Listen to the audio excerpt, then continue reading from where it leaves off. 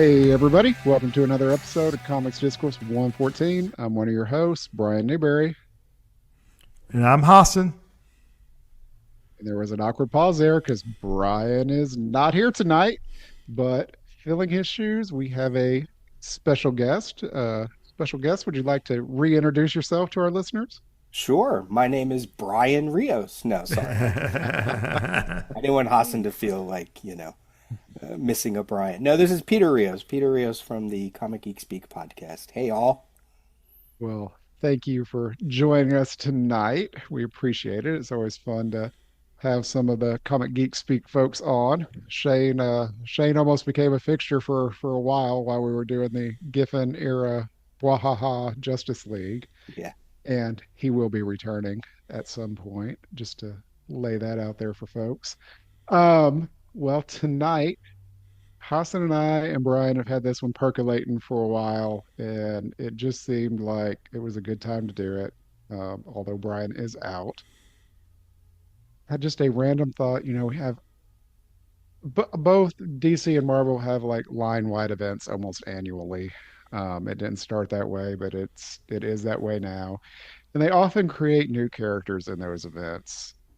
And sometimes those characters go nowhere. Sometimes they endure for a little while. Sometimes they return for a anniversary event at the 10 and 20 year later when somebody that read them as a kid was like, oh, let's bring them back. I thought we'd cover some of those. And Hassan and I thought Peter would be a great third chair tonight because he's read a shit ton of comics just like us that span decades. Um, I'm gonna say I haven't done much research for this. Most of this is just off the top of the head, and I think Hassan and Peter are going to be the same. So we are flying by the seat of our pants a little bit here. Um, well, let's kick it off with one of the first events that Marvel ever did, and it's Marvel's Superheroes Secret Wars. You know, when I was a kid, this was like the hot book. Like it was a big to do. It And was. have you guys read it as an adult? Maybe. Yes. How do you Yeah. feel rereading it now? I it's still fun to read, but I think some of the characterization doesn't hold up. Like even when I was reading it back when it was coming out, I definitely did not think Jim Shooter had a good handle on the X-Men at all. Oh, he did not at all. No. And so that's still consistent. But it was fun. It was fun still reading. Kind of probably controversial take. I like the Bob Layton issues better than the Mike Zeck issues. Mm. I know this seems odd, but I really do like Bob Layton's art. But it was fun. It was fun. It wasn't like did it mean anything to me afterwards? Not really. Because the biggest thing that ever came out of it, in my humble opinion, well, She-Hulk joining the Fantastic Four, but also there's this black costume that came out, right? Oh, Haas is jumping ahead. He's getting into the discussion. Which we Let's didn't hold actually off on that see. one for a minute. Okay. But it was cool. Uh, I was reading the Marvel books, a lot of them at the time, and they disappear in Central Park and they come back, 7 days later. So yeah, it was a lot of fun. Peter, how does this hold up to you if you've read it as an adult? Yeah, I'm going to be that person, that comic reader that I love it, blemishes and all, because I was into comics for about 2 years prior, maybe even just like a year and a half prior to when it hit. So for me, it it was new and it was wild that all these characters were showing up together, and it was interesting the way they did it. Like Hassan said, they disappear, but the mainline Marvel universe, they just showed up the next month, right? They disappeared one month, they showed up the next month, and then you had to figure out by reading this event what actually went on. And uh, what you said about Jim Shooter and the X-Men, like, okay, everybody knows, or people should know, that the Secret Wars book was put out because they wanted to sell a whole bunch of toys, right? Yep. Which I, So I bought, by the way. I bought them all. I remember see, it those worked. toys. See, I did not, but the the goal of that, like if you're going to try to express these characters in their, sort of like shorthand version, right? Like here's just the raw non-continuity version of Cyclops, and not just the raw version of the Hulk, this character, Captain America, et cetera, et cetera. I think that's something that Jim Shooter actually did well because I was not immersed, even though I was reading Marvel. I wasn't immersed, and really, can you blame Jim Shooter for not doing the? I mean, who else could write the X Men? They were always under. Nobody was writing the X Men, right? So, but I love it. It definitely fired my love of event comics, which would then strengthen for the next one. But yeah, I actually did read it recently for another podcast within like the last year and a half or two, and I still sat there and was like, come on, there's so many good moments in this. I love it, Sorry, I like when Spider-Man trounces the X-Men. I love it. I Yes, know that was people awesome. don't That like was it, but I'm yeah. all for it. Yes. So I first read it as a kid. My uncle had, I think I've talked about this, at my grandmother's house. There was a closet at the end of the hall, and a stack of my uncle's comics was in there. He had issues 1 and 4. Well, So for years, every time we go visit, because we lived several hours away, I'd read them, and those were the only ones I've read. So I love that the Molecule Man drops a mountain on all the superheroes, and Hulk's Yes. holding it up, Oh, and most of them are pretty well dead. that's Like, a classic issue and cover. It it's just so good, so good.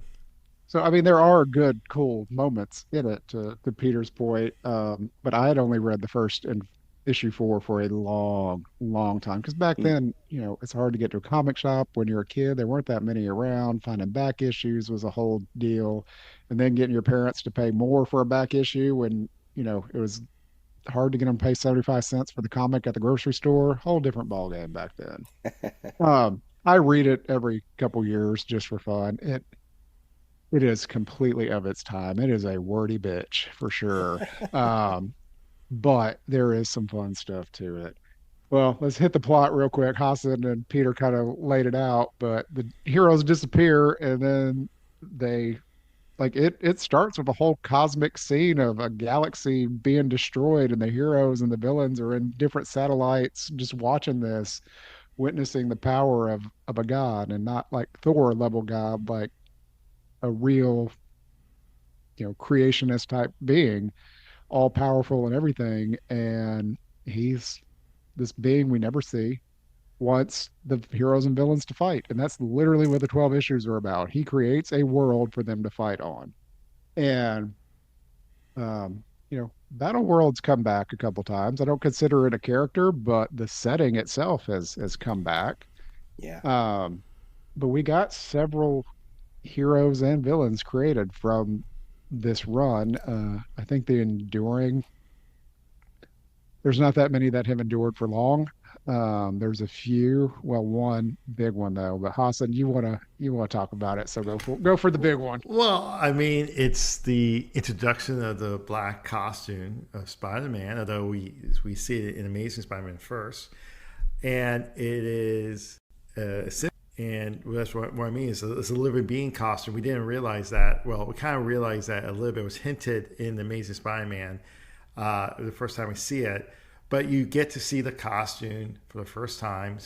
Peter's costume it's been tear up, and he went to get a new costume, and he goes to this machine that's supposedly supposed to go get costumes, repair your uniform. Later on, you find out that he went to the wrong machine, and it forms a outfit over him, and Okay, that so what was the machine that it was? What was it really supposed to do then? I don't know, but it was right. It was the wrong machine he went to. It was, but what was that machine really supposed to do?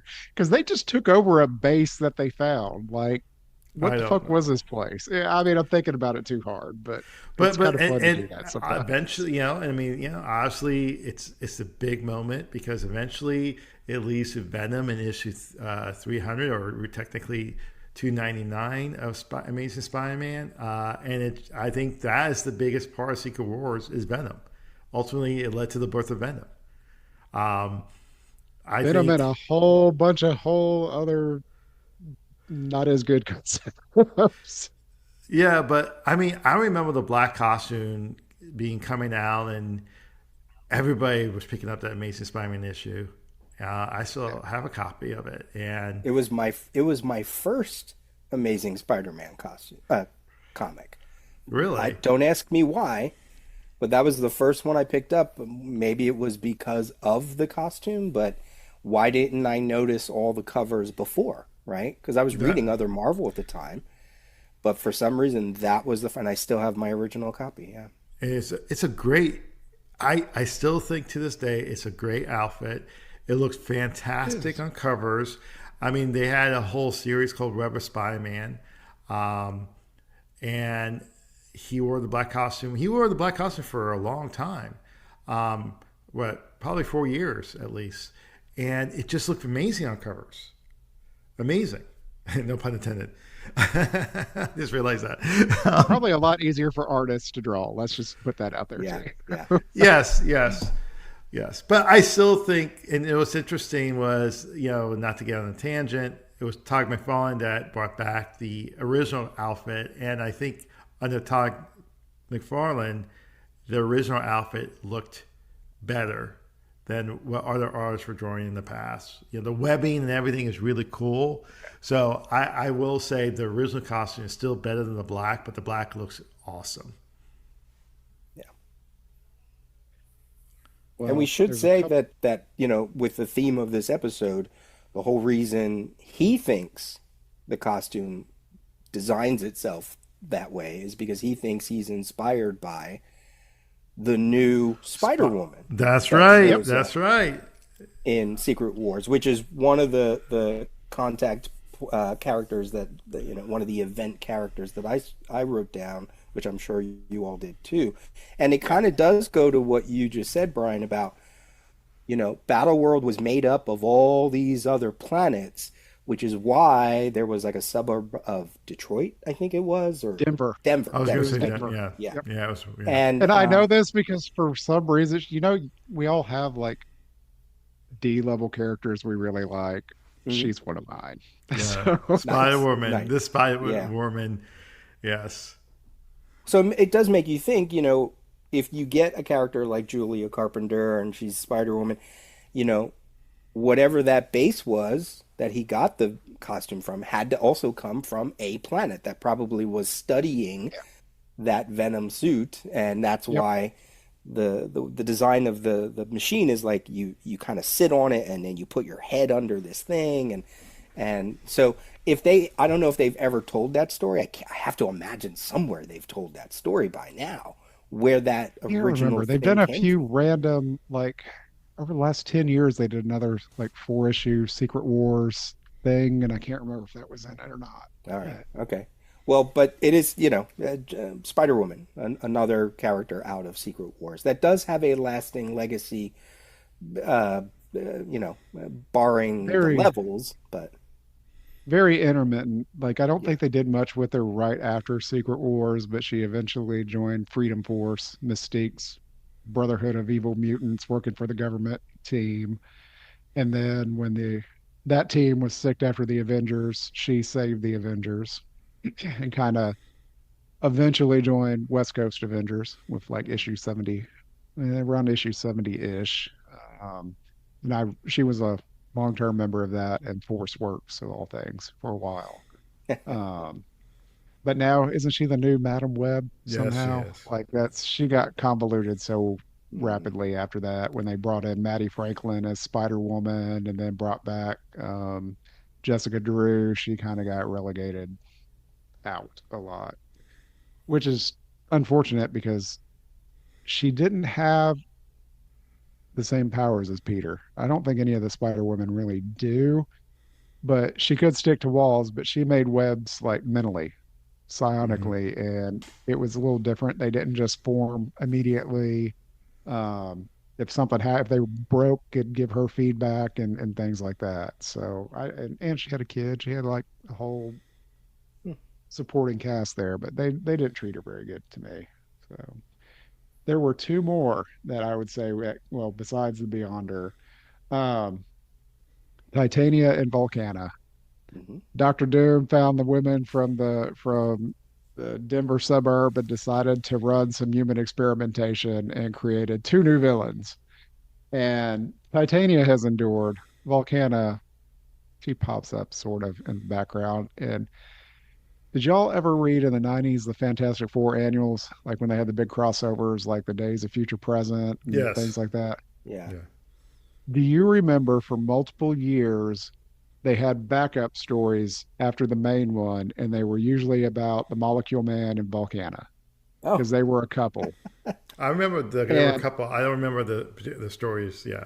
yeah, after Molecule Man gets formed into a cosmic cube with the Beyonder, she's left alone, but he had done some stuff to her with his powers. So, like, she just turns into a big flame woman, pretty well, volcanic powers like magma.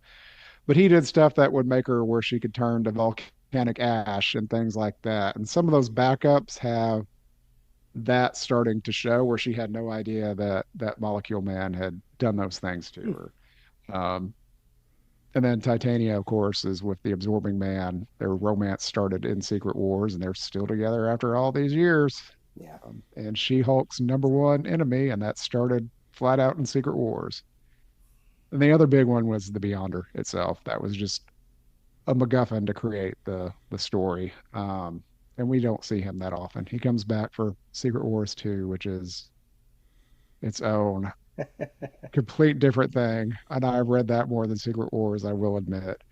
Um, and then Fantastic Four issues where they kind of resolve the original, and then he's used again in Hickman's Avengers, or the Beyonders concept in and of itself. But yeah, there's some enduring things from Secret Wars we still see, but the biggest one is, of course, Hassan's Venom. Can I add just a quick thing here?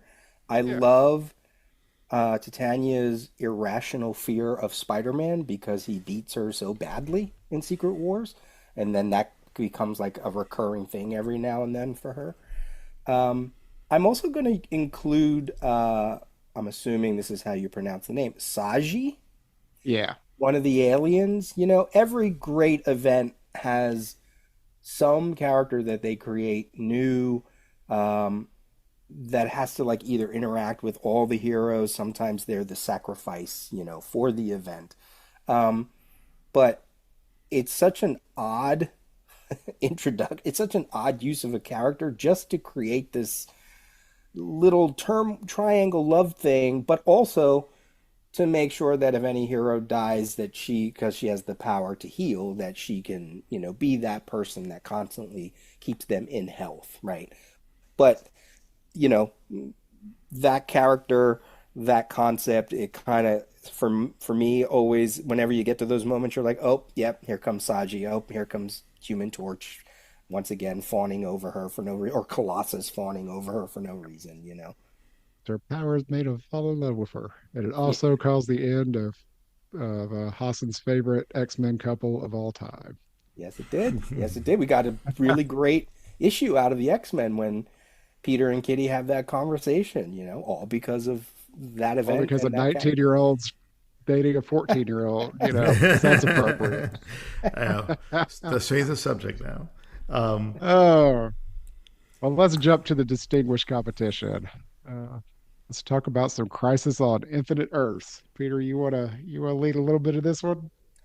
Sure. So, if Marvel is going to do Secret Wars and it's going to be some kind of toy tie-in, and they might have had some inkling that DC was doing this other big thing that was in the work for a number of years, um, for many different reasons, which, if anybody picks up the new Crisis Absolute, which is coming out any day now, there's all going to be all kinds of articles of the backstory of why they wanted to do the Crisis.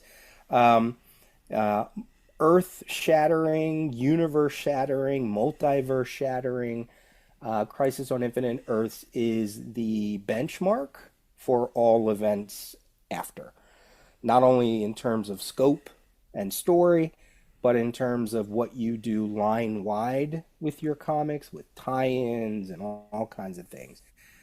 And uh, I was going to say, how do I say the story? Basically, the universes are coming to an end because the Anti-Monitor is wants to replace the positive matter universe with his antimatter universe, and to do that, he's destroying multiverse, universe after universe after universe. So the Monitor um, comes to our superheroes and gathers them and gives them information, and then that leads to him trying to slow the attack, and then another character trying to slow the attack, and then a third character trying to slow the attack as each one either dies or gets depowered. And by the end, the DC universe is boiled down to five different universes that merge into a new Earth. And then there's one more big battle with the Anti-Monitor, and then um, in many ways, our heroes have both won but also lost by the end. And that is the crisis in the worst possible way to describe it, maybe. I don't know. I don't know. It's a hard one, even if you spend an hour to actually tell what all's going on in it. Yeah. Um, I do think I completely agree with you on it became the blueprint for how to do, and honestly, on some of it for how not to, because it became a cliche of the Red Sky crossover. Yeah. And you'll have a crossover issue that it'll say is part of the event, and they literally the only thing is in the background, the sky might be red for one of the issues. And that tends to happen nowadays. You'll have like one page of a 22-page comic that actually ties to the event, but man, they will slap that banner on top of it. Um, I But do think it one thing that separates this from Secret Wars is DC was laying the groundwork, at least in Titans, for this event well in advance. oh Whereas Secret Wars, the month it came out, you had a panel at the end of each issue of the main comics that the heroes disappeared, and then the next month they're back. Like it was all completely self-contained in Secret Wars, but DC was laying groundwork for a while for Crisis. well, the Monitor appeared in every book, including the Swamp Thing. Like Yeah. every book had a Monitor appearance before this happened, and I think generally when people say, "Oh, this event was going to change everything," this lived to the hype. It definitely did. Um, I loved DC it. has been trying to top it and undo it and bring it back all at once for the past 40 years, really and truly. There's one event that I consider to be the one event that perfected what DC did with Crisis because of what I said before, not only about the story, but tie-ins, commercial aspect, marketability, promotion. Do you know which one that is, Hassan? I Is said it? it on the Oh my god! Well, I think of two. It could be. I'm gonna go with Blackest Night. Blackest Night. I feel Blackest Night is absolutely when that was going on. Boy, did that get us into the stores to buy. They revived titles. They Yes, revived dead titles. yes, That's yes. brilliant. That's brilliant. It, and they get just like Crisis. They led up to Blackest Night. It didn't just happen. Yeah, yeah. It it led. They were building it up. It was excellent. I thought that to your point, and it didn't really have like a continuity changing. Although dead characters did come back afterwards. Um, it How was just a crazy is how crazy is that that an event ends and characters come back? They don't yes. get killed; they come back, right? They Like I did thought like that was an interesting new twist. So yeah, that's right. That was good. I would say the second runner up would have been my Infinite Crisis, just because of the countdown one shot, and then you had the four miniseries that led into Infinite Crisis. I thought that was a good way to get you hyped for the overall event. Um, Although the only thing is, it was very derivative of Crisis on Infinite Earths, while Blackest Night was like really its own thing. They using some elements of a Alan Moore backup story as the genesis of the whole thing, I believe. But which yeah, so did Crisis, right? Like that's true. Crisis used every JLA That's true. JSA team up, and Right. Zero Hour used Green Lantern issues because he used to have single issues that said 0 hour for whatever, Yep. So events, I know people like to kind of put that on Blackest Night, but it's like, that's what comics do. That's what Well, of Alan Moore course, does. that's Well, what every book does. Like to your point, that's what Morrison did. That's what Alan. I yeah, mean, everything uses the comic history. yeah, But yeah, When I read comics, it's all got to tie together and build a whole big ass narrative. that's right. Well, I know that Harbinger and the Monitor did not first appear in Crisis, but I do consider them created for the event. I don't know if y'all do. yeah, yeah. I Well, do. I mean, you can make an argument for Harbinger because she was just Lila Yes. in those appearances, except for maybe like one crossover that might have. Trying to think. I know there's like a Titans crossover, a Titans Monitor appearance that I think happens while the event's going on. I'm trying to think if that's the case. But you really, the first time we saw Harbinger was on the cover of issue I number thought it one. So I you thought it could, was, but I wasn't positive. Yeah. yeah. Yeah. I'm not 100%. I'm like 98%, but you can. I absolutely consider that, as you said, they're both created for Hmm. the event. I do feel like there was a lot created for Crisis that after Crisis we did not see for a long time. Pretty well till what was it, Infinite Crisis for some of them, Yes. or yeah. Well, we saw Lady Quark, who was created quite a bit during because she joined Legion, um, Oh, and we the did see present day. Harbinger off and on, but well, I'm let's gonna, list off some of these. We've got I'm gonna, Monitor. We'll get to Harbinger in a yeah, yeah. minute. I have a theory about her, but go ahead. So we've got the Monitor, the Anti-Monitor, so the pretty well the antagonist for the whole event. Um, we've got Lady Quark. Alexander Luthor was for Crisis, wasn't he? Mm-hmm. Yep. Um, and then we've got Alexander Luther Pariah. Alexander Luther Jr., just to be Yeah. specific. Yeah. Yeah. And Pariah. Pariah, one of the weirdest effing characters in my mind ever created. Yes. Mhm. The dude's power is to show up and cry and disappear. Yes. I'm oversimplifying it. I would also throw in the new Doctor Light. Yes. Yes, yeah, I forgot she was in there too. Yeah. But I feel like besides crisis events that DC's done in the last like 20 years, for the most part, none of these, I don't feel like any of these have endured outside of bringing them out for a big event. And, Hassan mentioned Lady Quark and Legion, if you want to talk about that, Benny. Yeah. I mean, eventually they use her in that Legion, present day Legion, which I thought they used her pretty well. I think I agree with you. Although the anti monitor has been used more so in the Green Lantern books than the Monitor itself. Sinestro Corps War, again, a great event. But I think part of the issue is the DC saying that, well, you can't. It's telling the writers we can't talk about Crisis, even though it's a great event. You can't. They can't really talk about it because people don't remember the multi-Earths eventually. At the end of issue 12, they do, but then they sort of like changed. They kept changing continuity, so it's hard to reference Crisis of Infinite Earths. Therefore, how could you use those characters? I think that was one issue. Um, and how could you really bring back Monitor, Anti Monitor, unless it was big? I mean, they were just like, it was so, like, the Anti Monitor was an incredible villain for this event that it was hard to bring him back. Eventually they did. Um, but yeah, I think, honestly, Morrison used like, the whole, like a series of monitors in Final Crisis, his storyline there. But yeah, I think it was Well, and because then it's just hard. Snyder's used the Monitor, the Anti-Monitor, the World Forger. I can't remember what all with the Perpetua Yeah. stuff. But yeah, I feel for the most part, they created a lot, they destroyed a lot, and it didn't endure for like the characters that were brought about at that time.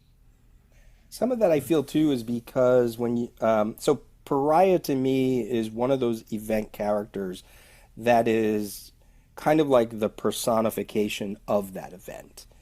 You know, um, He's our entryway. He's the first new character that we read in the very first issue. He's the one that explains it to us. So, he's so immersed in the story, both as kind of like I said, our point of view character, but also with what the Monitor does with him, to rectify the situation. He's so ingrained in that story that you're right. Like you know what Hassan said. You can't use him because DC says you can't. Nobody can remember this, but also you can't use him because that would mean there would have to be another crisis, right? Or there would have to be something that you would bring him back. Now, we did see him in War of the Gods. He did show up, and he showed up like in a random New Titans issue, and so it was kind of fun to see him come back. But I felt like it was kind of like the Anti-Monitor. I did not want to see them unless you were trying to knock me off my feet. So, Mark Waid using the Anti-Monitor during that Chain Lightning story, when they kind of go back to the Crisis, I think, and then you're like, what but again, they're using the Crisis, right? And then as Hassan said, you got the end of the Sinestro Corps special where they reveal, oh my God, the Anti-Monitor is back, or just Infinite Crisis when you saw the Husk, you saw his dead Husk on that tower, right? Like that. Yeah. The imagery is so powerful and speaks so much to the DC universe. It's like, yeah, you can't use them. And I just wanted to say too that Lady Quark also showed up before Legion. She had that DC Comics Presents special. Yes. That was like, oh my God! And was Pariah in that? I don't remember. Yeah, I think it was. I think it was all three of them. Yeah, they were like touring the DC universe. Yeah, because at the end of Crisis, they all like became like a trio that you never saw much of. Yeah. Well, Peter, I think you hit on something big for a lot of these characters. They are created for the event, so their whole identity is tied to it for a lot of them. Or it's the big villain, and if you bring them back, it has to be for a big reason. But sometimes we do see them bring them back, and they don't live up to right. They were a line-wide, I don't want to say crisis, but they were a line-wide threat to everybody, and then now they're the bad guy in this issue of Spider-Man 20 years later. Yeah. And like, it does happen. It really does happen, though. It took an entire Marvel universe to defeat him, and now it's like, two guys in a black suit, to defeat him, yeah. And that's different than, I like it the other way where you've got the weird villain that's been around in a joke for 30 years that somehow builds itself up to be the line-wide event. That's different, but you'll remember, and I'm not going to go into this one much, Fear Itself from Marvel. Yeah. It was Odin's brother had escaped that we didn't know of, and he created all these hammers that turned the superheroes bad and, all that type of stuff. He was the villain of that event. We have seen him since, kind of neutered as an advisor in the background to Odin occasionally, and I think he's kind of disappeared since then. But for like 6 months at Marvel, he was the world-ending thing, and then you never hear from him again. And Marvel cycled that a lot on some of them. But, Carl Borson, otherwise known as the Serpent. Yes, I cannot remember his name. Yeah. I believe Jason Aaron used him quite a bit.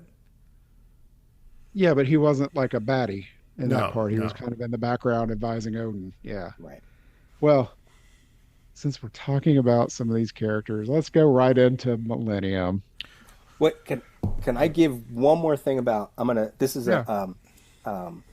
the first time I've shared this thought on a podcast because I only got this thought recently. So we didn't talk about Alexander Luthor Jr. We mentioned Alexander Luthor Jr., who is the son of the Earth 3 Luthor, who disappeared. Again, someone who was wrapped up in the Crisis that they used as the big bad for Infinite Crisis.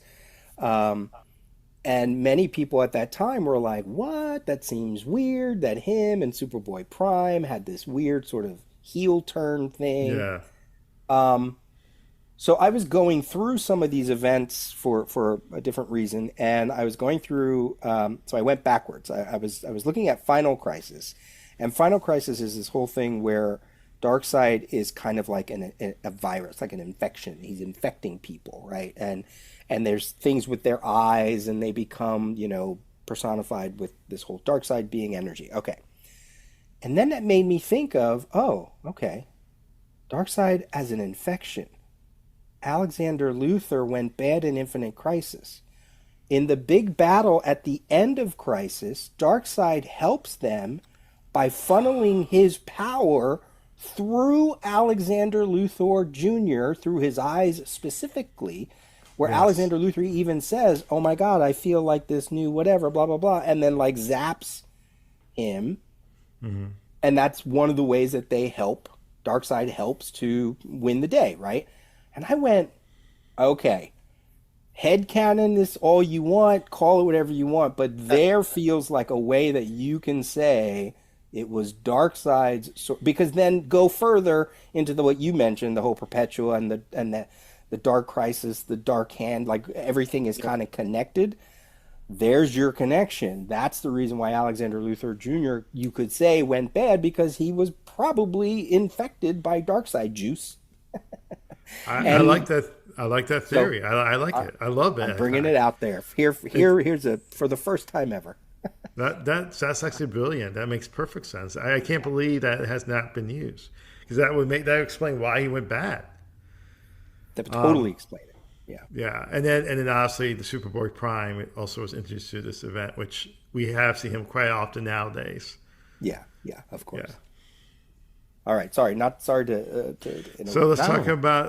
about the greatest Well, crossover event of all time, Wait, you're gonna Millennium. skip Legends? Well, let's go Legends. Actually, yeah, let's go Legends. Because okay. see, Brian doesn't like Legends. By the way, I love Legends. I I just thought will this. not be buying that omnibus. Let's just leave it there. I love Legends. Yes, faults and all. It was a great event.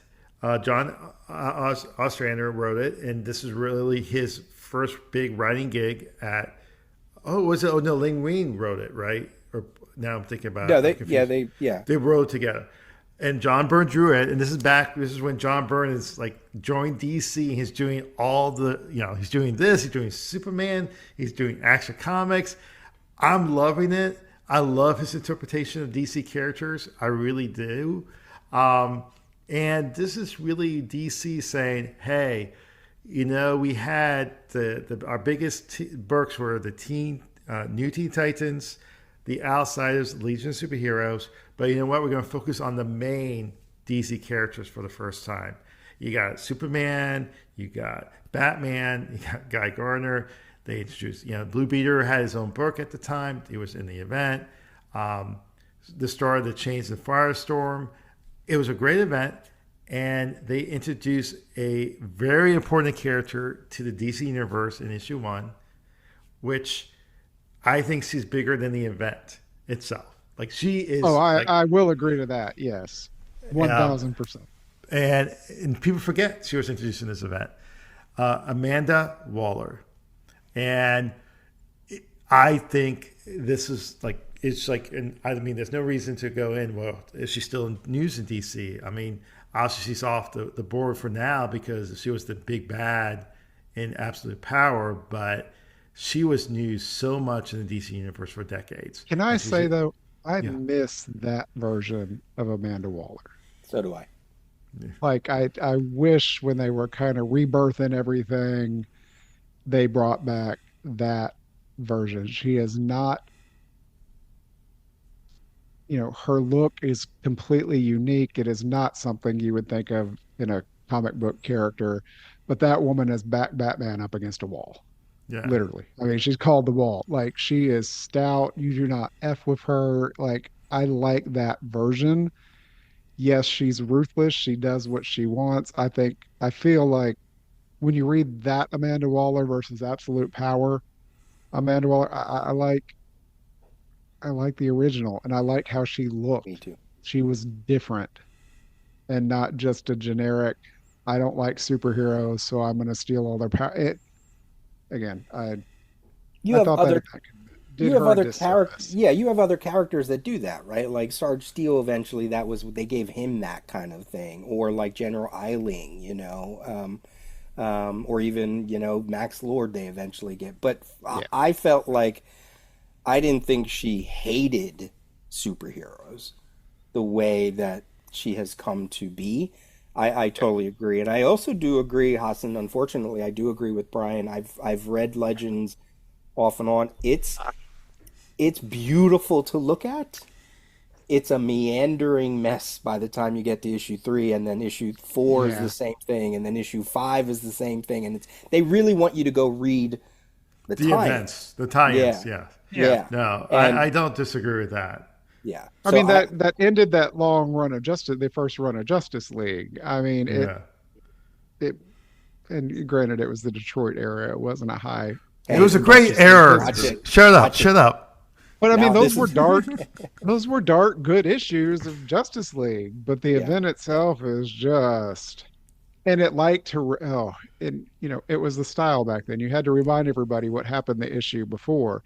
It liked to remind you every day. It spent half by the end of it, half I the issue I was reminding you of what happened in all I the issues I previously. don't disagree that it's of its time, but I do I think of Legend and the events itself, and like again, I think the John Byrne art it looks fantastic, and I again the best part was that three-parter of Superman on Apocalypse, And which I the, was would to take like to place in Legion. see, Legends. yeah, Sorry.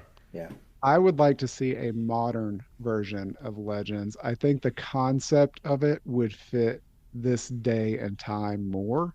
It was one of Apocalypse or Darkseid's minions coming to manipulate media against superheroes and public perception and all of that type of stuff.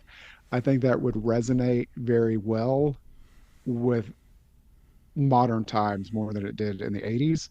Yeah. And Hassan, you failed to mention the biggest hero of that whole book, or the biggest hook was Shazam, Captain Marvel. They had to remind us every issue that he might have killed some, Oh yeah, oh, and yeah. Billy Batson could not turn back to Captain Marvel because of it. I will say that like I think Absolute Power touched on some of it. It Yes, reminded me of Legends without it trying to did. be derivative. It did. But I will give Legends its flowers because, as Amanda Waller. I mean, the things that came out of Legends are fantastic. The Wally Yes. West series, the The Wonder Suicide Woman Suicide Squad, stuff Squad, was going on. Suicide Squad was introduced. The new Suicide Squad. I mean, the new Suicide brilliant. Justice Squad. Yes, League. The new yes. Justice League. Yep. And yeah, so like that's Brimstone. where Don't they forget got things. Brimstone. I'm just kidding. That's where they got the Uh, event thing right. Yeah.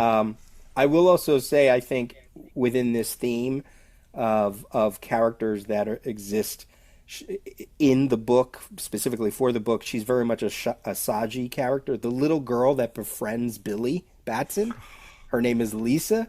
Hey, if you're talking about characters for events, right? Like she was the one that got him to like kind of because he goes back to their family, and then her dad is like also ranting about the heroes, and he's like, "No, what am I doing? I got to do this." And then all the kids show up in issue six to save, to block. It's terrible, but in terms of our theme, little Lisa, she deserves her place. oh, But I'm this last thing I'm going to say. I agree with you. I think Peter is that I think also what happens afterwards makes me love this event because you got the new Justice League, you got the Suicide Squad. It sets up the DC universe better. what is funny because a lot of the events try to tie in or build up to the next event. Marvel does that every damn year Yeah. now. Like there's no Yes. real ending. It's blood hunt turns into one world under doom. Just wait 2 months. Like literally, that's the ending of Blood Hunt. But in this one, it was a bad event to me. But it actually had a lasting impact on the line, whereas a lot of these are generic and they're trying to do that and they don't. Yes. Like they do not stick the oh, this is gonna change the Marvel forever. Yeah. Because we're all kind of immune to that at this point.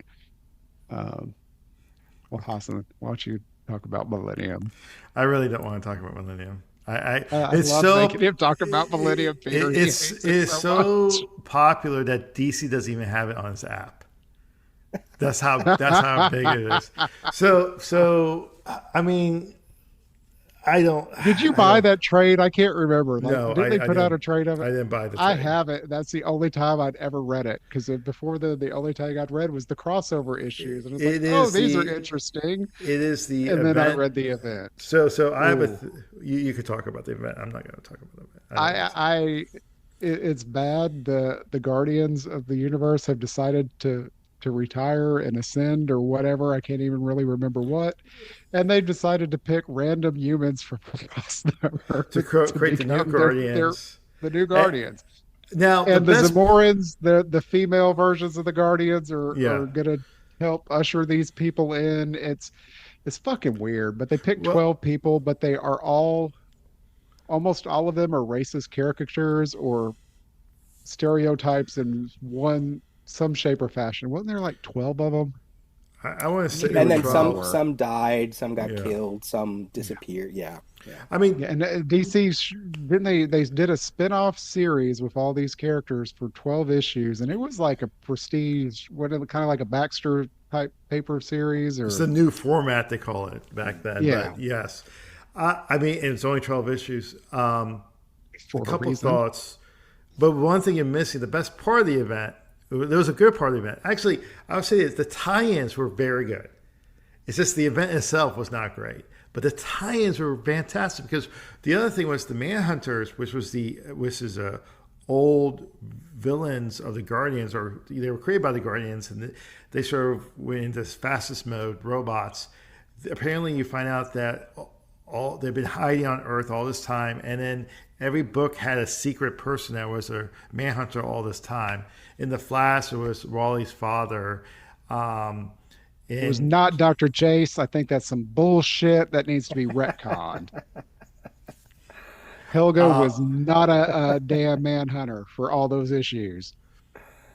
Anyway, so I have a theory though that this killed the Green Lantern Corps book because before this, the Green Lantern Corps book was like very popular. You know, we named the Green Lantern book at 201 called Green Lantern Corps.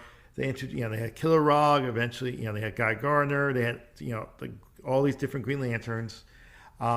Very popular book. And then Millennium happened, and I actually think that killed the momentum of the Green Lantern book because eventually that Green Lantern book was canceled. New Guardians didn't last long. In fact, not only did New Guardians only last 12 issues, they changed the creative team halfway through the series. It just, this event was one of those things that not didn't have a long lasting impact. Not only that, like I think Harbinger, the reason why we didn't see her afterwards because they used her in the New Guardians, and I think she was tainted by the New To Guardians. say they can't get the stink off her from that. No, I think that's what happened. That's my theory. That's why they didn't use her. The picture, the the the worst character from it to me, and it's the only one anybody ever remembers, so it's good or bad. Extrano, the super flamboyant South American gay guy that they had in there that somehow used magic. It was so, if you look at it now, it is so bad. Um, but to DC's credit, they have kind I of mean, it's pretty bad. I mean, but it's the very only bad. best thing about the New Guardians was they created a villain called Snowflame, Yeah, who was the cocaine dude. powered by cocaine that Kara Starks eventually knew later That's brilliant. on in his That's Peacemaker brilliant. miniseries. I Yep. mean, it's like crazy some of the stuff they came up with, and I mean, it is like maybe they like it's just so bad.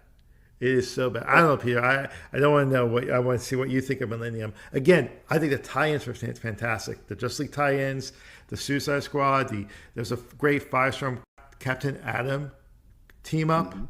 All the tie-ins were great. This is where we talk about Legends where the tie-ins were better than the event. In Millennium, it's 120% the tie-ins were better than the event. They killed the outsiders with that damn event, though. Oh So the well, last Yes, it did. issue.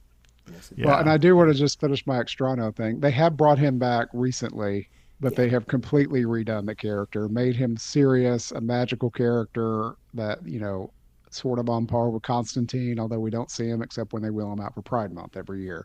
Right. But they have tried. So I do have to give them the credit on that after that horrible, horrible beginning. Was that Phil Jimenez who reshaped him? I can't remember. I I think he cannot might have had remember his. who brought it back. Yeah, who Yeah. brought him back. And I can't even remember where was it in Justice League Dark or somewhere else. I can't remember where he first came back recently. And recently is like the last 10 years. So, well, Peter, what was your thoughts on Millennium? So what's so interesting too is that you talk about we're talking about the legacy of these characters, and Millennium is because of a crisis character. Harbinger does her history of the DC universe. She retells the history of the DC universe using this gold orb that houses all the information, and she sends it off into space at the end of those two issues of History of the DC Universe. And what happens? The Manhunters get a hold of it. And because they know the history of the DC Universe, that's how they can plug in retroactively the various Manhunter agents, including Lana Lang of all characters. So uh, yeah, Millennium, what's so interesting is Millennium actually killed my comic book collecting at the time. Also because I got like the chicken pox when that was coming out. So Oh wow. I like got out of comics. But Millennium was the it's like the what's the last thing you remember before you slipped under?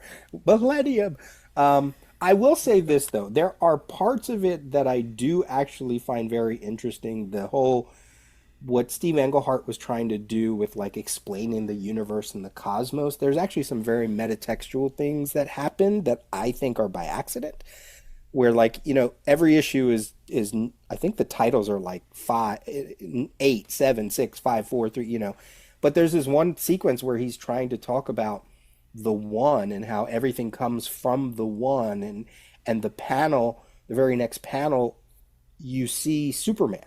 So it's almost like this meta thing of saying like the universe comes from Superman, which superhero comics come from Superman, right? So like I'm fairly certain it's a happy accident, but on that level, there's some interesting things. The story does completely fall apart. I appreciated the weekly event nature of it Mm-hmm. because it's kind of like you're getting this done in 2 months and that's it. Right. It did mean that if you were collecting all those issues, you had to go and collect all those issues, right? Like, but I didn't mind that part of it. It does not hold up. I treat it more as like a curiosity. Every time I look at it, I'm like, I'm going to try to find something. I want to like mine it to see what they really were trying to do here. I wish it really was just about like the Manhunters and the Ord and that all that stuff was fascinating. It And was.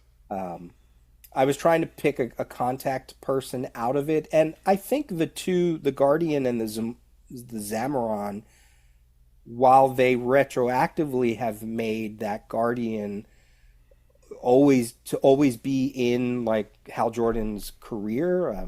His name is like Heru Hurupa or Buppa, whatever. They always have three names.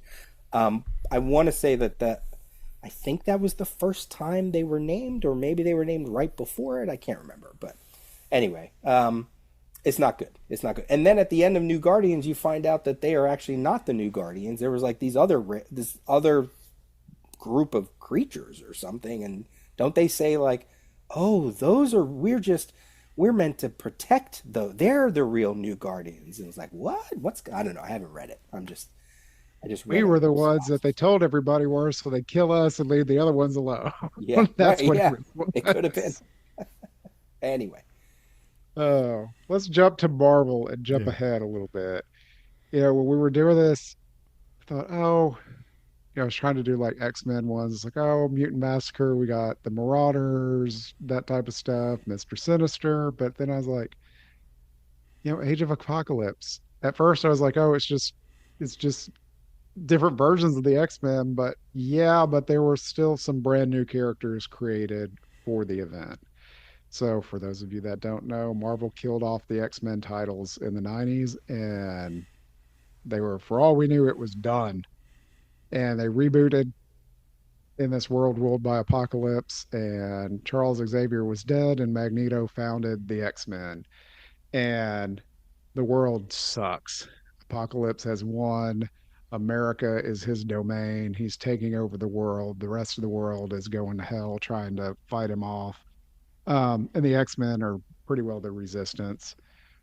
But I was looking through here and I was like, yeah, there were a lot of bad guys created, but still also good guys or different versions of them that have endured separate from their originals. And I still think to this day this is an event that holds up. Oh, I've yes. reread it multiple times growing up, but even in the last couple of years, I reread it all. Now, are there some parts that are better than others? Yes, but this was a tight bunch of interconnected series telling one story, and I wish Marvel had left it alone Yes. afterwards because Agreed. every follow-up that they have done has not been good. Um, they needed to quit and just leave it alone. Um, but all that said, we got a new version of Cable, Nate Gray, X-Man, who endured for a while. Yeah. His series was over 50 issues directly after Age of Apocalypse. All these were supposed to be 4 issues. They decided to keep him going. Um, and he went away for a while and then he came back and he was in the New Mutants for a little bit on one of their reboots. And then right before the Krakoa stuff, there was an X-Men series that was not that great. Went 20 issues. Actually, the last 6 issues or so were really good, but the beginning of it sucked. Um, and it had a crossover Age of X-Man, and it is the only X. It was supposed to be kind of Age of Apocalypse type version where X-Man was over the world and everything was peace and love and weird. I couldn't even get through the series, but Hmm. the it was set up just like Age of Apocalypse. It was just I think it's one of the only X-Men events I've never read because it was just so bad. Um, but Nate Gray's been gone since then. But he's one of the most powerful mutants in Marvel. Um, Big deal. We also got Holocaust created from that, who came over to the main Marvel universe, the son of Hmm. Apocalypse. The Sugar Man, one of the weirdest character designs ever, who was retconned into being the one that created Genosha, the mutant slave state. We got Dark Beast, who is, Yeah. I think the current Beast is worse than Dark Beast at this point, but hey, it was the first evil Hank McCoy we really got. Follow it in Mr. Sinister's footsteps. Um, but the good ones, Changeling was an old X-Men character from the 60s that died in place of Professor Xavier, and we hadn't seen him since. But in this series, we had a dude named Morph, and it's to me a completely different character. That is one of the coolest X-Men characters of all time to me. He's a metamorph on a whole different level, very slapstick, but very serious. And if you've ever read Exiles, he was one of the stars of it. But also Blank, who had been a character that was created and killed off within a few issues just before Age of Apocalypse. We thought she was going to be one of the Generation X members, and they just killed her Right. when they were forming the team. And so she had no characterization. And then they bring her into Age of Apocalypse, and she's a breakout character of it, really and Mm-hmm. truly. Mm-hmm. Uh, they have since brought back the main Blink, and it's a completely different character. Like same powers, but different attitude, different design. I love it. But then we did get like cool character designs, like the Age of Apocalypse Sunfire was was really cool look. But the other big one that we got created was the good guy Sabretooth and Wild Child, who ended up in Exiles as well. So, and Exiles went over 100 issues, so this Yes. wasn't like throwaway characters, Yeah. and they were used years after Age of Apocalypse was folded up. It wasn't like a this is ended and now we're doing Exiles. Um, so that was, and that is a crossover one of those that's was so good that they need to stop. I know I said it. They need to stop messing with it or stop trying or Yes, they do. oh, this is our version of Age of Apocalypse. You know what made Age of Apocalypse unique is because it was something brand new and different. They tried something new. By you going back to the well on an anniversary or trying to do something in that vein, you're already setting yourself up for failure because you're just trying to repeat what worked, but it worked because it was brand new. You missed the point. Anyway, that's my soapbox on that. I co-sign everything you said. Yeah. Y'all got any other Marvel ones or any Age of Apocalypse comments? I mean, Just I do think it holds up very well, and it's funny how when Marvel first announced it, everybody was all nervous, and the reason why it's only 4 issues was Marvel got cold feet because of the feedback they got before the issues came out from the stores. So they got cold feet because I think it was supposed to be. I thought it was supposed to be running longer than 4 issues each, but I think it held up. It was really good. and to the theme of this episode, I mean, what you said about them using remnants of the event to explain parts of the X-Men universe are that's fascinating. That's great, right? Because the biggest thing about the X-Men is that no storylines end.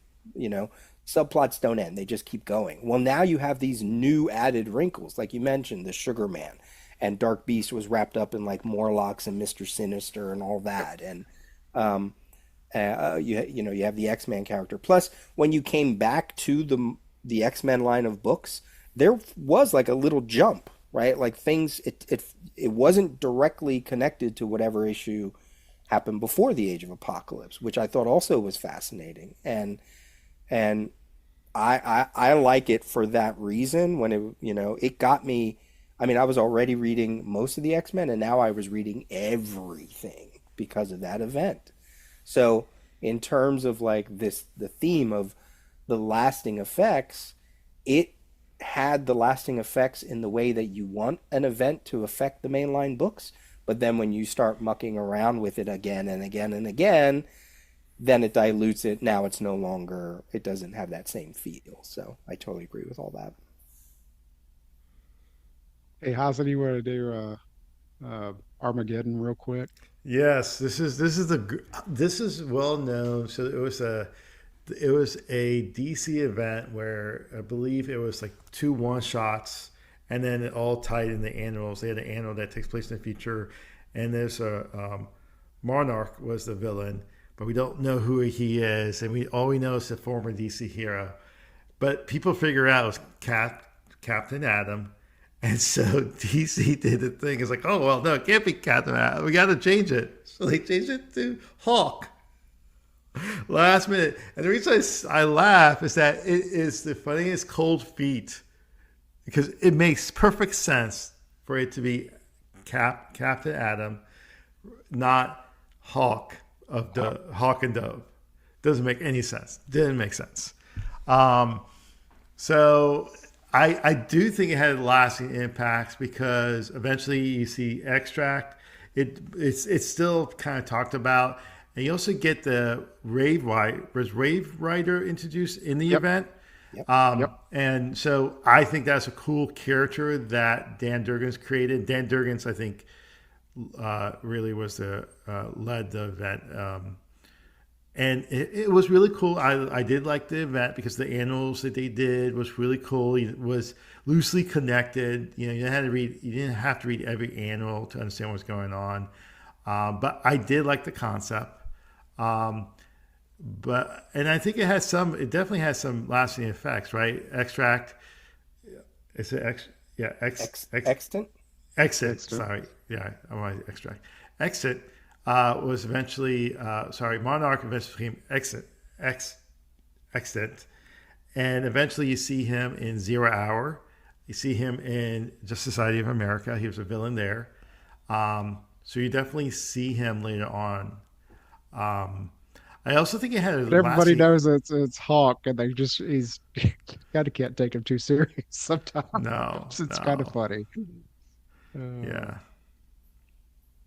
um, but yeah, I do love Wave Rider's design. Just as a kid, I was like, oh, that character looks cool. And yeah, he was every issue of the annuals was kind of him finding a hero and touching them so he could read their possible future to see if they were going to be monarch was the whole point of it.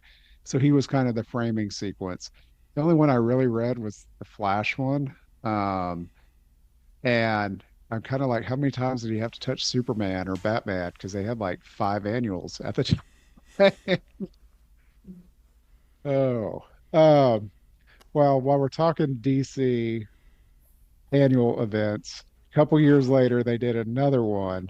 And I think I've read like one of these, so I'll let y'all talk about it more. Bloodlines. It was a I, Hassan's DC head's about to event. explode. It's a DC event where aliens came to Earth, and each annual they introduce a new character, either a hero. I think it's not just a hero or a villain. It could be a villain. I thought. It's limited memory I have. I have reread some of the annuals just because they were part of the Death and Return of Superman collection. So I read them as part of that, and it's just weird. It's just some weird stories, and they weren't good annuals. A lot of these characters were just we never seen again, never ever ever seen again, except for one. No, who we see. Okay. I'll let you go on the one, and then Peter's shaking his head so he knows the other yeah, one I'm we've talking seen a about. few. Yeah, we have. Okay. Yeah, Okay. Well, but yeah. Okay. I correct myself, but the biggest one is this character called Hitman, which was introduced in the Demon Annual by Garth Ennis. I forgot the name of the artist. John McCrae. John McCrae, and I think that's where the Hitman, kind of like Amanda Waller, was bigger than the event because everyone knows who Hitman is now, but they forget that he was introducing this event, Bloodlines, and so yeah, I mean, this is back when they're trying to get these like themes of annuals, and this is like part of the decay of annuals being worth buying. When annuals were reintroduced in the early '80s, they meant something. And Well, then, sometimes when they did the line wide ones like this, besides like Elseworlds, some of those were okay. I did like at the time Marvel would do like Atlantis three or four attacks. books togethers, Oh like the yeah, Fantastic Four one I mentioned. yeah, They had some New Warriors ones for a couple of years where they would tie into like three or four other books. So you would get a crossover between Spider-Man and the New yeah. Warriors or Fantastic Four and X Factor. And they Those were told good. good, some of those Yeah, were good. yeah. After a couple of years of them, the stories were not good. Like they lost, they didn't know what they were doing as well Yeah. anymore. Well, But some I of think them still yeah, hold up. I think a lot of the reason too is because like unlike Armageddon 2001, and I'll also include like Eclipso, The Darkness Within. I think Yes. those are two that use that format very well. But you had higher profile creators on them. Hmm. But then when you start to make it a thing that you're always going to do it, I felt like especially with Marvel, they started to use those annuals almost like tryout issues. Like we're going to Yes. Yeah. do a big crossover, but we're going to put like we can do it far enough advance that somebody else can do it. Somebody Yeah. else can either write it or draw it. Um, um, and I'm not, that's a generalization, but because some of them were good and some of them just kind of tanked. Well, and about the same time, Marvel was doing the same thing. In '93, they did those annuals where everyone was a new character, where that's like we got Adam X, the Extreme, and Uh, the Executioner, and a oh, I whole love the bunch of execution. other ones that we have never seen or heard from again. And Bloodlines was about the same. But to Hoffman's point, we got Hitman out of it, which ran for a long time. So what's the other character that I forgot? I know they spun off Anima into into a Oh, series for a little bit. right, right. Not a character. I can picture her, but I don't really know much about her at all. But for some reason, I know that's where she came from. But Peter, what else from So that one do you remember? some of these got a title. Argus got a title out of it. Loose Cannon got a mini Oh, series, I that's right. think. Loose cannon. Yep. Yeah. Um, but you're and then Gunfire. How can we forget Gunfire? I That mean, is one of the most 90ish. Well, Adam X Extreme beats it. he ran for 13 issues, so he also Uh, kind of got, something out of it. But I think that is pretty much it. I'm looking Um, at a list of them, and one of them's called Shadow Strike with a Y in there yeah, instead of an I. So 90s. yeah. Oh, well, I want to hit just real quick Underworld Unleashed. The bright neon green glow in the dark cover on the trade. I've read that thing so many times. The way it starts, you would think Neuron had been around for a long time. Hmm. And this is where he came from, DC's version of the devil. And he's been pretty cemented since then. We recently saw him in the DCKO stuff Yeah, with the Justice League. They're Hmm. invading hell and he's there. Um, Well, Mark but Wade, right? Mark yeah, Wade created yep. him. Mark, yep, yep, yep. But just the way that he was written in there for this event, he just seemed like he was an established part of DC that's just decides to fuck with everybody for this event. Um, one I didn't think of until right before we started. One of my favorite Grant Morrison ones, and it was a line-wide event. oh DC yes, 1,000,000. Oh, come yes, on. Yeah. Yes. Grant Morrison creating the 853rd century yes, and creates a whole lot of characters, and we occasionally see some of them, but the biggest one was Our Man still sticks yes, around. yeah. But we do see the Superman from that century occasionally in Justice Mhm. Legion A. But yeah, there was a whole he laid down a whole lot in that.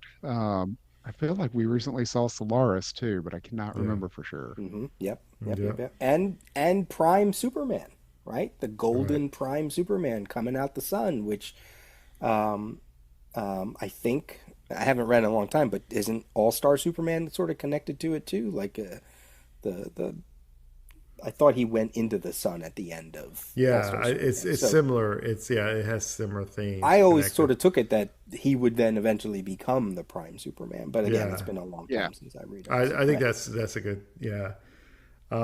No, I think that's good.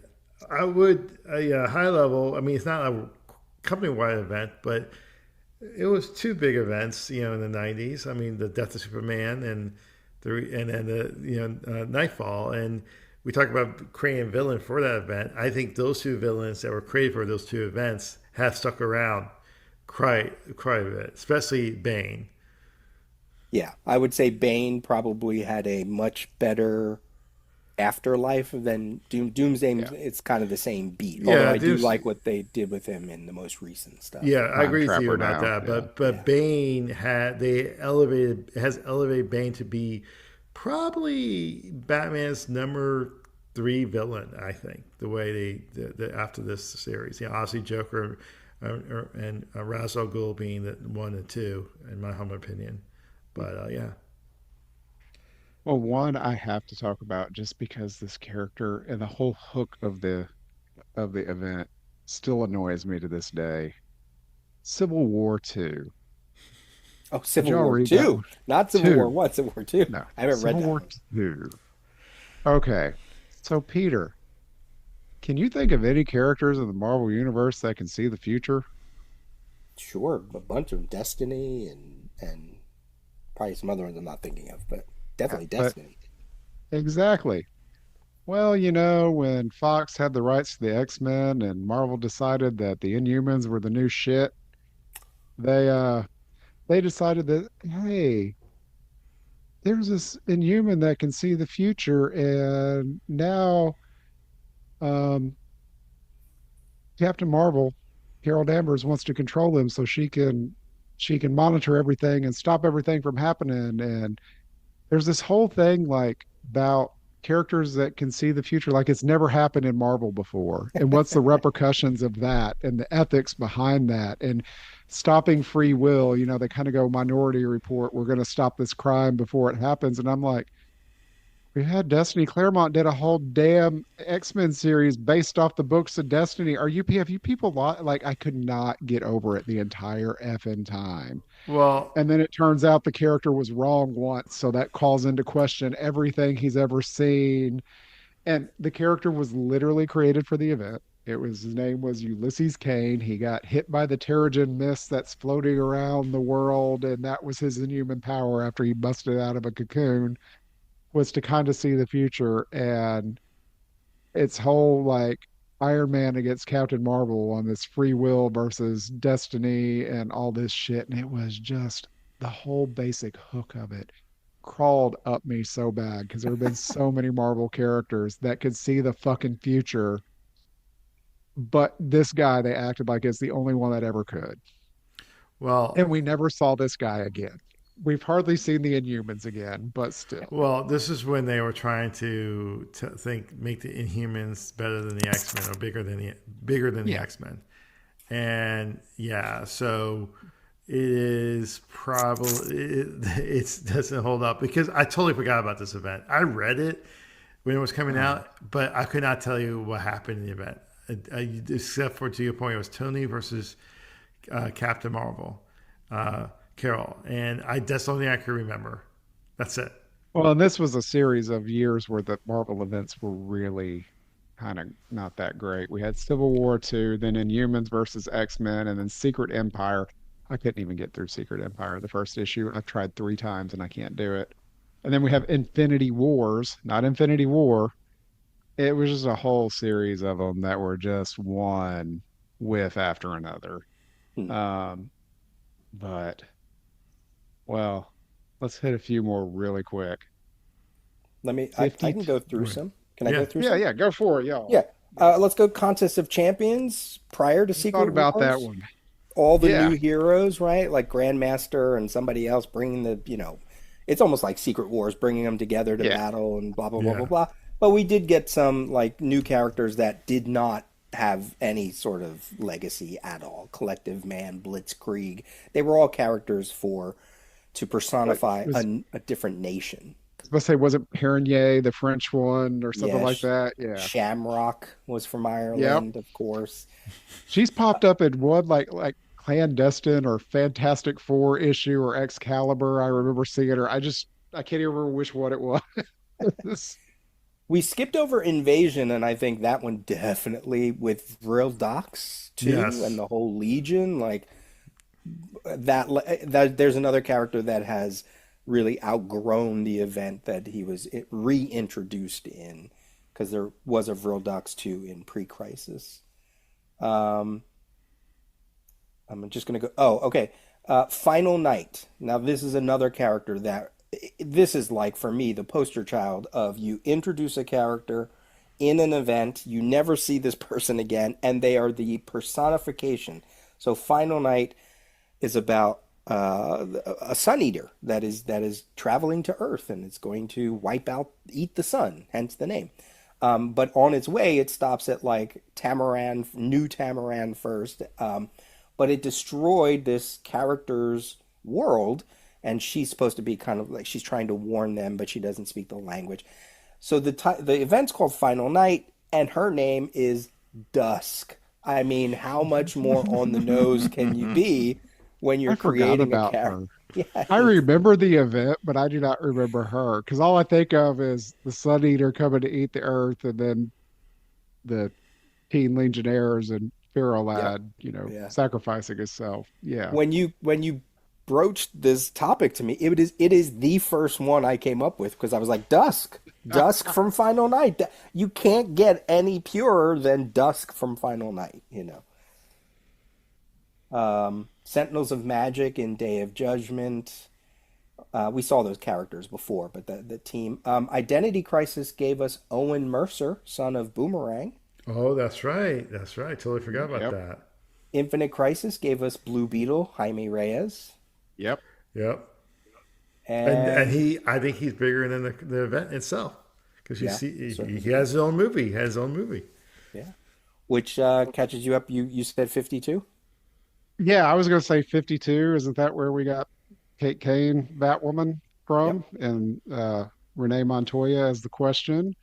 And then Isis. Well, we'd had an Isis before, but, Right. Yeah. this Right. Isis and Osiris, the whole Black Adam family.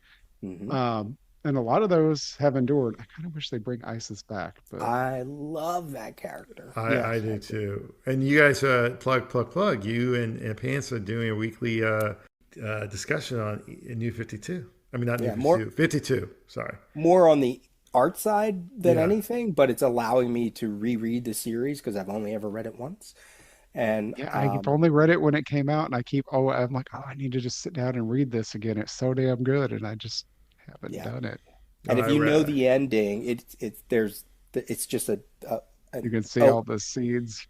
you can really, and here's the other thing I'm doing too. Every now and then, what I'll do is I'll go back and I'll just read all the Ralph Dibny stuff Yeah. up to we're stop up to whatever video we're recording. Then I'll go back and read all the Renee Montoya. Then I'll go back and read all that way. Reading it, oh my God, makes you fall in love with that book over and And, over again. and you know what? I'm going to say this. It's just like Crisis on Infinite Earths. It's one of those big events. Like it's a different type of event. It's not like it's an event where it was a weekly series, self-contained, but just like Crisis on Infinite Earths, where they did this thing where it's a 1 year weekly series.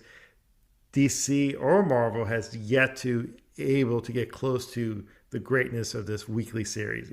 Nope. Even if they did it for 2 months, not a full year, they have never gotten to how great the series was. I agree. Well, you said the first one that came to your mind, and the first one that popped into mind was Layla Miller from House of M, created purely for that. Wanda did her No More Mutants thing, but it created, well, that's where it came from. She created a whole new world where mutants were not persecuted, and Magneto and his dynasty ruled the world pretty much. But there was a character in there that she knew things. That's all we knew. We don't, she never had a power that we knew of, but she was kind of the MacGuffin for the whole event. And after the event, we don't see her for a long time. And then Peter David, in his Peter David ways, was like, I'm going to use this character in X Factor and the X Factor Investigations era. And I've got like two or three omnibuses just of those series, and she is one of the star characters. He really fleshes her out. We don't we actually don't even find out what her mutant power is until like halfway through the series of X Factor, because we never all she says is she knows things. Um and she's just an awesome character. And Peter David's, to me, that's one of those characters that's tied to the he didn't create her, but tied to a creator that really nobody else can touch or do much with, I don't Mm, think. And I don't think anybody will really even try, because it's not like she's a headliner, but she was special in his hands. yeah. Um, Hassan, you got a couple you want to rattle off Well, before we wrap this one up? yeah, I mean, I could go for hours on this Oh, topic, honestly.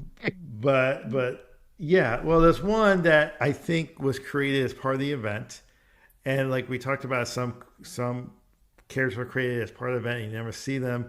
I actually thought at a certain point DC was using this character way too much at the event, and I'm referring to Metal, and I'm referring to the Batman Who Laughs oh, that's a great Yes. one. Yeah, yeah. because it's a great character, great design. I have a nice David Finch commission of it, so I do like the character, but I definitely think this is one of those characters where DC, specifically Scott Snyder, used him way too much after the It was event. up there with Null to me. And when he showed it with they tricked us in DCKO, I about threw my iPad across the room. Yes, I'm like, yes, that's That was great. this hilarious. is a That was Scott Snyder. brilliant. But I think that is a great villain, a great version of Batman that was introduced. And I mean, I do think it's a great version. It's just that definitely was overused way Yes. too quickly. Um, but that's And one. I kind of it's the standout visual design of all of those Batman characters that were created in Yeah, metal.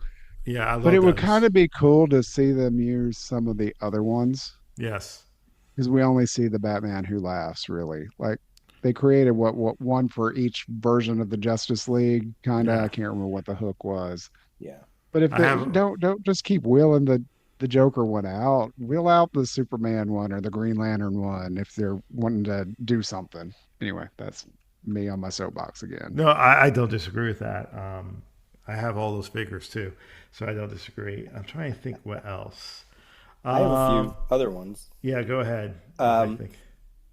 from Final Crisis, the Super Young team, but also Calvin Ellis, the President Superman, Yeah. Oh, came that's came right. out of That's right. Final Crisis. That's a good one. And my last one that I think has transcended, although they kind of use him the same way, but he does show up every now and then. From Flashpoint, Thomas Wayne Batman. Oh, I I was can't waiting for believe Howson to say this one. you know what? I thought about it during the today, and I forgot to write it down. That's right, Thomas Wayne. Yeah. They used him so much afterwards. And by the way, I still love Flashpoint. I love that event, and I just love the fact that effectively it's a Batman Flash team up, but it's not the Batman we know. And I love that tryst at the end of the first issue, where Barry has no powers. He drives to Gotham, trying to find Bruce, and realizes that he's not Batman. It's not Bruce. Great, great, Great character. great character. Yeah, Yes. Oh, Oh I my was waiting god. for Howson to do it. Thank you, Peter. sure. Um, Oh, yeah, I think. well, I think we've more than reached time, so we'll go ahead and wrap this one up. Peter, thank you for joining us. This was fun. I appreciate it. Absolutely. Um, Hassan, what are we doing next week? Oh, next week. Yes, I should know this. We're doing the first issues of X-Men that were they for the first issues he did, Hassan? His first story arc that he did, not Sure, the sure. I first was like, this issue. is the first issues. We're doing the first story arc of Uncanny X-Men that Jim Lee did, the Acts of Vengeance crossover. Speaking of crossovers, they kind of have nothing to do with the event itself, where we get the new, in quotes, Psylocke, which is pretty well what the version everybody associates with Psylocke at this point. So Brian will be giddy join us that next week because it's also Jubilee heavy issues, and we all know Brian loves some Jubilee. Not this Brian, the other Brian, although I do like her too. Peter, do you want to talk about where people could find you? Comic Geek Speak. Comic Geek Speak. Putting out, you know, episodes on the daily on the weekly, I should say. And as you mentioned, the Breaking Down 52. That's a Patreon thing, so that's although you can watch the first episode without signing up. That's But true. yeah, Yeah. so that and it's a good first episode because it really kind of lays out everything we want to do. So my own podcasting out. Oh, the Legion Project. Eric and I still do the Legion Project. We just put out a new episode of that, issue 52. And my own personal, the Daily Rios has been on hiatus for way too long. But my anniversary is coming up, so I feel like I need to plant a flag just so that I'm still around, or at least still interested in doing it. So, but Wow. thank you for letting me come and play with this topic because as you said in the beginning, I love events, and this is actually a really interesting way to look at all of them. Well, we appreciate you joining us, and find us on all social media platforms, including TikTok and YouTube. Comics Discourse 114. If you'd like to send us a note about this episode, send us an email, comicsdiscourse114@gmail.com. And please leave a 5-star review wherever you listen to your podcasts. All right, folks. Thanks for joining us, and we will catch you next week. See ya.